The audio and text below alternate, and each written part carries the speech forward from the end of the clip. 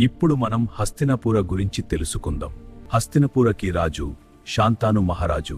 ఆయన మంచి రాజు, ప్రజలని బాగా చూసుకునేవాడు. ఈ రాజు నుండి ఒక గొప్ప వంశం స్టార్ట్ అయ్యింది. ఒకరోజు శాంతను గంగా నది దగ్గర నడుస్తున్నదు. అక్కడ ఆయనకి ఒక సుందరి కనిపించింది. ఆమె పేరు గంగ. నేను నిన్ను చాలా ఇష్టపడుతున్నాను. ఒకటి మాత్రమే ఫాలో అవ్వాలి. నేను చేసిన పానీ గురించి క్వశ్చన్ అడగకూడదు. తను ఒప్పుకున్నాడు. గంగకి పిల్లలు పుత్తారు. కాని ప్రతిసారి ఆమె పిల్లల్ని నాదిలో వదిలేసేది. శాంతను చాలా బాధపడ్డదు. కాని ప్రామిస్ గుర్తు పెట్టుకున్నదు. చివరి పిల్లని వదిలేసే టైంలో శాంతను ఆగలేదు. ఇది తప్పు, నేను ఇంకా చూడలేను. ఈ పిల్లలు దేవాసపాలు.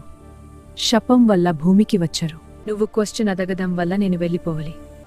ఈ చివరి పిల్లాదు మీ దగ్గరే ఉంటదు. దేవవ్రత చాలా ఇంటెలిజెంట్ పిల్లాడు. విద్యలో ఇద్దలో నేర్చుకున్నాడు. శాంతను చాలా ప్రౌడ్ ఫీల్ అయ్యాడు. కాని కాలం అలాగే ఉండదు.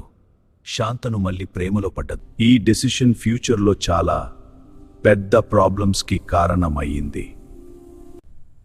దేవవ్రత జీవితం ఇంకా పెద్ద టర్న్ తీసుకోబోతుంది. మహాభారతం ఎపిసోడ్ 3లో కంటిన్యూ అవుతుంది.